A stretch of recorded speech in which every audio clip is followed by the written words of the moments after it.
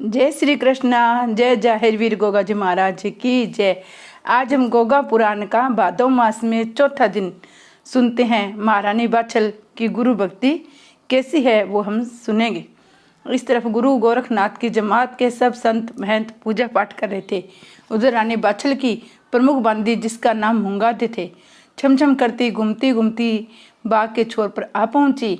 अपने दोनों आंखें मल मल कर कभी बाग को देखती, कभी साधु संतों को।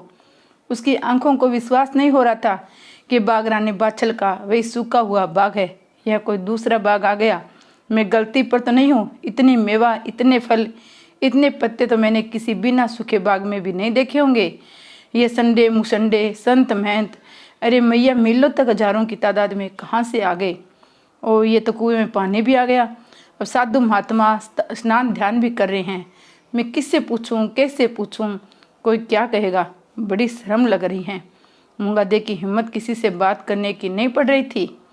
इतने में संत ओगरनाथ की दृष्टि बांदी पर पड़ी, जो बड़ी सजी धजी मुख में पान चबाए दोनों नैन मटकर भर साधु संतों को घूर रही थी। ओगरनाथ बोले, माई क्या बात है, कैसे खड़ी हो? क्या किसी से कुछ पूछना है? तुम कौन हो और यहाँ क्यों आई हो? ओगरनाथ के इतने सारे प्रश्न सुनकर बंदी मुंगादे घबरा गई और हाथ जोड़कर बोली, महाराज मैं ये पूछना चाहती हूँ, कृपा कर बताए क्या ये रानी बाछल का वही सूखा नोलक का बाग है या मैं गलत जगह आ गई हूँ? ये बाग तो मुझे आज 10-11 लखा लग गए हैं। आप सब लोग कहाँ से पधारे हैं? आप लोगों के गुरु का क्या नाम है?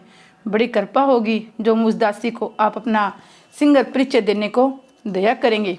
दासी मुंगादे के वचन सुनकर बाबा ओगरनाथ बोले, ये योगी राज गुरु गोरखनाथ जी की जमात है। हम सब उनके 1400 चेले गोड़ बंगले से चलकर शाम के वक्त ही यहाँ पधारे हैं।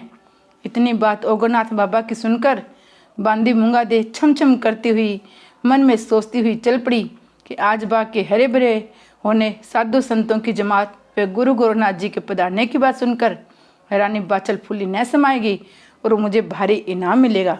इधर तो बांदी मुंगादे अपने मन में सोच विचार करती महलों में पहुंची। उधर बाबा ओगरनाथ के साथ सब संत मिलकर बाबा गोरखनाथ की स्तुति गाने लगे। बोलो अटल छत्र की जय। गुरुद्वारे चलो सभी मिलकर गुरु के द्वार, गुरु गोरख सिद्ध बड़े हैं, भक्तों के कष्ट हरे हैं। 1400 चेलों के संग आए श्री गोरख सिद्ध बड़े हैं। योगेश्वर है अंतर्यामी, भगत लोग कहते हैं सयानी। मच्छिंद्र नाथ गुरु से विद्या खूब पढ़े हैं, श्री गोरखनाथ सिद्ध बड़े हैं। मैनावती ने जब सुमरा धोलागढ़ से धाये, राजा गोपी चंद चेला करके दीना अमर बनाए।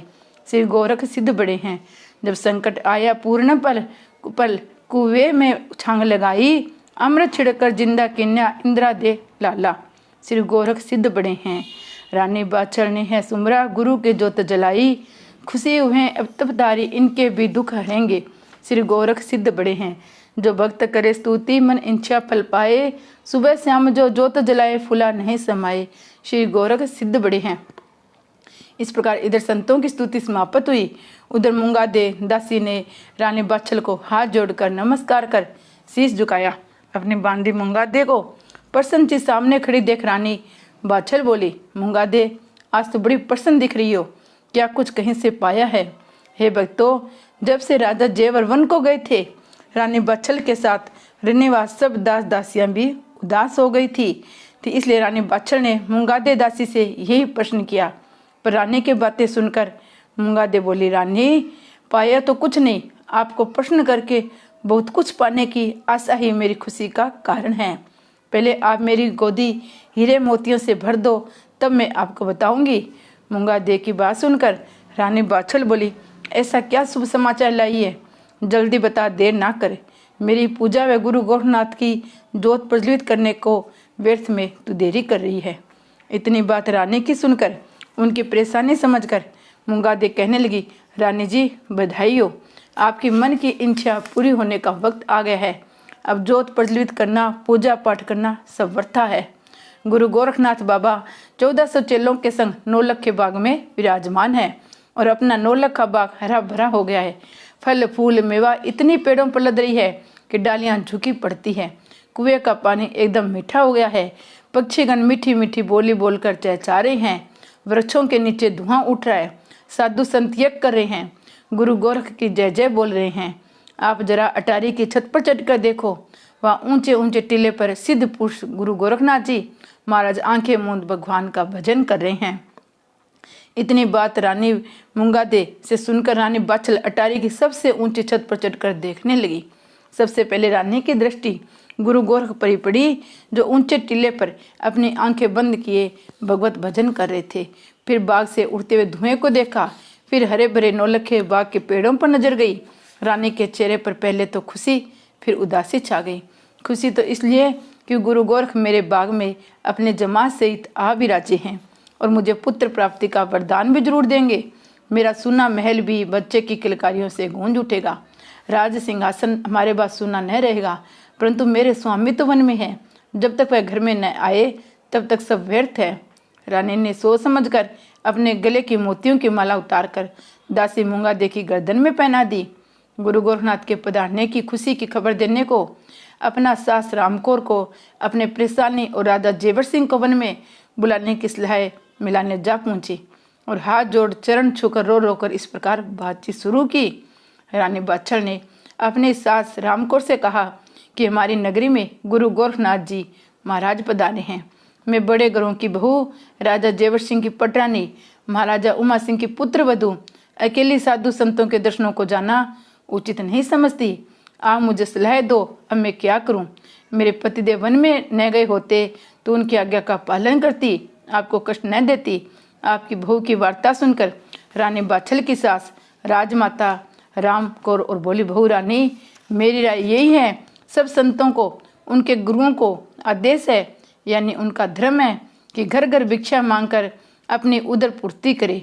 इसलिए नगर में ढिंढवारा पिटवा दो कि सब बस्ती में खबर करा दो कि साधु संतों को भिक्षा केवल राजमहल में दी जाएगी। नगर की जनता साधु संतों को भिक्षा न दे। जो भी व्यक्ति संत महंतों को भिक्षा देगा वह राजदंड का अधिकारी होगा। अपने सास रामकौर की सलाह रानी बाछल को जच गई। उसने नगरी में ढिंढोरा पिटवा कर सारी बस्ती में खबर फैलवाई कि संतों की भिक्षा देना आज से निषेध है, जिसे सुनकर ददरेवा नगर की जनता में खलबली मच गई। सेठ साहूकार सब बड़े दुखी हुए। रानी बाछल की एक ऐसी आज्ञा है जो मैं दान पुण्य में नहीं करने देना चाहती है। जब राज दरबार से मन चाहे भिक्षा संतों को मिल जाएगी तो मारा पाव आध पाव अन्न कौन संत ग्रहण करेगा? ऐसा अंधेरा यहाँ कभी नहीं हुआ जैसा रानी बाछल करना चाहती है। पूरी बस्ती में खलबली मच गई। घर घर में चर्चा चल पड़ी कि हम सबको दूसरे नगर में जाकर बस जाना चाहिए, ये नगरी छोड़ देनी चाहिए। जब देवा नगर में भारी खलबली मची तो रानी बाछल के कान खड़े हुए कि जनता ये नगर छोड़कर जाने को तैयार है और सेठ साहूकार भी मेरी इस आज्ञा से दुखी है। वह भी गरीब जनता के साथ नगरी छोड़ने को तैयार है। बस्ती के साहूकार व चौधरियों को बिना समझाए बात बिगड़ ही जाएगी। पता नहीं ऊंट किस करवट बैठ जाएगा। इस प्रकार मन ही मन विचार कर तुरंत ही रानी बाछल ने ढिंढोरची को बुलवाकर आज्ञा दी कि भी इसी वक्त जाकर ढिंढोरा पीट कर कहो, रानी बाछल के दरबार में पढ़े लिखे जिम्मेदार व समझदार लोग सेठ साहूकार आज शाम को जरूर पधारें। रानी बाछल उनसे जरूरी सलाह करना चाहती है। भक्तों, ढिंढोरा पीटने वालों ने तुरंत ही आज्ञा अनुसार ढिंढोरा पीटकर रानी बाछल का हुक्म बस्ती की तमाम जनता को सुना दिया। रानी बाछल की आज्ञा सुन बस्ती के चुने हुए इज्जतदार लोग, पंच, सरपंच, चौधरी, सेठ, साहूकार, वकील, बैरिस्टर ठीक समय पर दरबार में पहुंच गए। रानी बाछल ने भी बस्ती के आए हुए सम्मानित व्यक्तियों की तक्षित मुड्डों पर बैठाकर पान, इलायची तथा शरबत पानी से सबकी खातिरदारी की और सब पंच लोगों से हाथ जोड़कर बोली, मैंने आज सुना है आप लोग मुझसे नाराज है और आप नगर ही छोड़कर जाने को तैयार है। उसमें इसका कारण भी सिर्फ यही है कि मैंने आपको दान पुण्य करने को मना किया है। सो हे भक्तों, मेरी मजबूरी का कारण सुनो। हमारे नगर में संत महंतों की बड़ी भारी जमात आई है जो सब गुरु गोरखनाथ जी के 1400 चेले हैं। आप उनसे परेशान न हो, वे आप लोगों को परेशान न करे, इसलिए राज दरबार से भिक्षा का ऐलान कराया गया था। परंतु आप लोगों की नाराजगी दूर करने के लिए ये फैसला ठीक रहेगा कि पहले राजभवन से भिक्षा ले, पीछे आप लोग भी दे सकते हैं। रानी बाछल की वार्ता सुनकर सरपंच लोगों में कानाफूसी होने लगी कि भाइयों, बात वही की वही रही। जब सब महात्माओं को मन चाहिए भिक्षा राज दरबार से मिल जाएगी तो जनता का पाँव आधा पाँव अन्न कौन लेना मंजूर करेगा। बात बनी नहीं। सीधे हाथ से न कान पकड़ा, हाथ घुमाकर पकड़ लिया। अपने साथियों के विचार सुनकर सरपंच मोहन चौधरी रानी बाछल से बोले, रानी जी, हमारे साथियों के विचार में बात बनी नहीं। इन लोगों का कहना है जब राज दरबार से उसको सब भिक्षा मिल जाएगी तो हमसे कौन लेगा। ये कोई पेशेवर भिखारी तो है नहीं जो मनो अन्न जमा करके बाजार में बेच आएंगे और उस धन को जुए, शराब, हरामखोरों में बर्बाद कर देंगे। ऐसे लोगों को भिक्षा देना तो खुद ही पाप का बागी बनना है। किसी ने ठीक ही कहा है, दान दो पहचान कर, पानी पियो छान कर। सो हे रानी जी, ये संत लोग श्री गौर के शिष्य हैं। हम लोगों को इनके आने का पता था। बस्ती में बड़ा ही उत्साह है। सभी के श्रद्धानुसार अन्न धन जमा कर सोचा है कि दान भी देंगे और दर्शन भी करेंगे। आशा है महारानी जी मेरा निवेदन समझ गई होगी। उचित आज्ञा देकर अपनी जनता का उत्साह दुगना करने के लिए दया करोगी। सरपंच महोदय की वार्ता सुनकर रानी बाछल बोली, आप जैसा मुनासिब समझे फैसला कर दे, मुझे आपकी आज्ञा शिरोधार्य है। रानी बाछल के वचन सुनकर सरपंच महोदय ने कहा, महारानी जी, आपने तो ऐसा कहकर छुटकारा पा लिया और मुझे धर्म संकट में फंसा दिया। अच्छा प्रभु इंछा बलवान, आपका उद्देश्य क्या है ये हम जानने की कोशिश क्यों करें। राजनीति लोग राजा लोगों के समझने में ही सबकी भलाई है।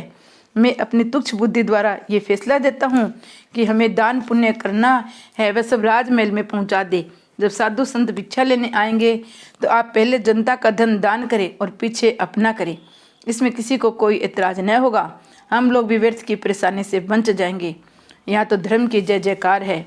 रे दर्शन की बात, सो नौलख के बाग में स्त्री पुरुषों बालक बच्चों का मेला लग रहा है। पान फूल रोली मिष्ठान हवन सामग्री उपले लकड़ी जनता खूब पहुंचा रही है। सिर्फ भिक्षा की बात थी, उसका फैसला हो गया। इतना कह रानी बाछल को नमस्कार कर सब पंच लोग दरबार से चले गए। जहाँ नगरी की बेताब जनता जमा थी, वह हम सब अपने दान पुण्य की सामग्री राजभवन में पहुंचाने का फैसला सुनकर बड़े प्रसन्न हुए। अपने अपने घर आकर दान पुण्य करने वाले सब सामग्री राजभवन में पहुंचने शुरू कर दी गई। गली गली घर घर में यही चर्चा थी कि अपने दान का सामान राजभवन में भेज दो, सबको जल्द भेजना चाहिए, देर करना व्यर्थ है। बोलो अटल छत्र की जय। सिद्ध गुरु गोरखनाथ जी ने अपने प्रमुख चेले ओगोनाथ को आज्ञा दी, तुम लोग नगर में जाकर भिक्षा लांग कर लाओ, परंतु भिक्षा में सिर्फ खाने पीने की चीजें लेना। अपने गुरु की आज्ञा सुन ओगोनाथ अपने गुरु भाइयों को संग लेकर ददरेवा नगरी में भिक्षा मांगने को रवाना हो गए। जिस डोडी पर भी जाकर अलग जगाया वही भिक्षा निषेध का बोर्ड लगा हुआ पाया। एक सिरे से सब बस्ती में यही कहा कि भिक्षा राजमहल से मिलेगी। जब कहीं से भिक्षा न मिली तो ओगोनाथ ने बीच बाजार में खड़े होकर हल्ला मचाया, ये कैसी पापी नगरी है जहाँ कोई भिक्षा देता ही नहीं। मैंने गुरुजी से पहले ही कहा था, बागड़ देश में धर्म कर्म वाले लोग नहीं हैं, वहाँ हम सबको भूखा मरना पड़ेगा। मेरी बात ठीक निकली। ओगोनाथ के वचन सुनकर सब संतों को दुखी देखकर बस्ती के सेठ साहूकार कहने लगे, हे नाथ जी, न हम लोग कंगाल है, न दान पुण्य से पीछे हटने वाले हैं, न हम लोगों पर धन की कमी है न माल की, परंतु राज आज्ञा मानना प्रजा का परम धर्म है। हमारे नगर की जनता ने अपनी इच्छानुसार सब दान की सामग्री राज दरबार में भिजवा दी है, वहीं दान पुण्य की व्यवस्था की गई है। बस्ती के लोगों की वार्ता संत ओगोनाथ जी की बुद्धि में बैठ गई। अपने गुरु भाइयों को साथ लेकर रानी बाछल के महल में जाकर जय जयकार किया। घंटे घड़ियालों की आवाज़ सुन, जय अलख निरंजन सुन, अपनी शुभ घड़ी जान रानी बाछल बड़ी प्रसन्न हुई और अपनी प्रमुख बांदी मूंगा देखो एक थाल में हीरे मोती भरकर भेजा। भक्तों, बांदी मूंगा दे छम छम करती हुई रोबीले ढंग से ओगरनाथ से जाकर बोली, हे नाथ जी, जल्दी सी भिक्षा लो, अभी मुझे भूत काम करने पड़े हैं। बांदी की बात सुनकर ओगरनाथ पीछे हट गए और बोले, माई, ये कंकड़ पत्थर किस लिए उठाकर लाई हो? हम लोग इन कंकड़ पत्थरों का क्या करेंगे? ये हमारे किसी काम के नहीं हैं। हमें तो गुरुजी ने खाने की सामग्री लेने का आदेश दिया है। ओगरनाथ की बात सुनकर बांदी मूंगादे बोली, तुम भीख मंगे इन मूंग मोतियों की क्या जानो? इनकी सार जोहरी लोग ही जानते हैं। ये लाखों रुपयों का माल तुम्हारे बरसों भांग पीने और मालपुआ खाने से भी खत्म नहीं होगा। मूंगादे की गर्व भरी वाणी सुनकर ओगरनाथ जी बोले, अरे जा सेखी ने बघार, ऐसे तो 1.25 मन रोज मेरे गुरु के धुने में जलते हैं, जिनके भभूत बनकर जनता में बटती है। मूंगा दे बोली, बाबा जी काहे की सेखी बघारे हो, ऐसा है तो पाओ आधा पाव यहीं बिखेर कर गिरा दो। बांदी मूंगा दे की बात सुनकर संत ने गुरु का ध्यान किया, अलख निरंजन कहकर अपने झोली का जरा सा कोना टेढ़ा कर दिया। चंद मिनटों में ही मनो हीरो मोती का ढेर मूंगा दे के सामने लग गया।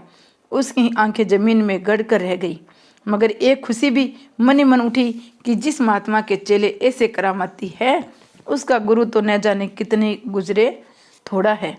आज मेरे मन का पक्का निश्चय हो गया, हमारी महारानी बाछल को जरूर संतान की प्राप्ति होगी। हम लोग मंगल गीत गा गा कर कूदेंगे, नाचेंगे और भारी इनाम लेकर खूब खुशी मनाएंगे। मूंगा दे को काफी देर लग जाने के कारण रानी बाछल अधीर होकर डोडी पर आ पहुंची। संत ओगरनाथ के दर्शन कर अपने बांदी के हाथ में हीरे मोतियों का थाल ज्यों का त्यों भरा देखकर मूंगा दे के सामने मनोजवरात का ढेर देख महारानी बाछल सब कुछ समझ गई और ये भी जान गई कि मूंगा दे ने कोई घमंड भरी बात कही है, इसलिए इस सिद्ध पुरुष ने अपने करामा द्वारा जवाहरात का ढेर लगा दिया। रानी बाछल हाथ जोड़कर बोली, संत जी भिक्षा। रानी के मुख से इतने वचन सुनकर ओगरनाथ बोले, रानी जी हमारे गुरु जी अन्न की भिक्षा ग्रहण करते हैं, वह भी बच्चे का जूठा होना चाहिए। ओगरनाथ के वचन सुनकर महारानी बाछल फूट फूट कर रोने लगी और हाथ जोड़कर बोली, महारानी जी कृपा करो, मेरे कोई बाल बच्चा नहीं है, मैं अब तक बांझ हूँ। मुझे एक महात्मा बता गए थे कि गुरु गोरखनाथ जी शंकर भगवान के अवतार हैं, वह होनी को अनहोनी, अनहोनी को होनी करने का सामर्थ्य रखते हैं। तुम उनकी जोत प्रज्वलित करो, वे जरूर कृपा करेंगे। अपने 14 से चेलों के साथ आकर 9 लखे बाग को हरा भरा कर देंगे, सूखे कौवे का जल मीठा कर देंगे, तुम्हारी सब मनोकामनाएं पूर्ण करेंगे। रानी की आंखों से आंसू की धारा बह रही थी। ओगरनाथ को रानी की दशा पर दया आ गई। बोले, माता जी धीरज धरो, हमारे गुरुजी की शरण जाने से भक्तों की मुश्किल आसान हो जाती है। मेरी समझ में एक उपाय है, सब संतों के लिए भोजन सामग्री लेकर 9 लखे बाग में चलो। अगर गुरुजी नाराज भी होंगे तो मैं उन्हें मना लूंगा। अगर गुरुदेव प्रश्न हो गए तो मनवांछित फल जरूर प्राप्त हो जाएगा। जय गुरु गोरखनाथ जी महाराज की जय। जय गोगा पीर की जय।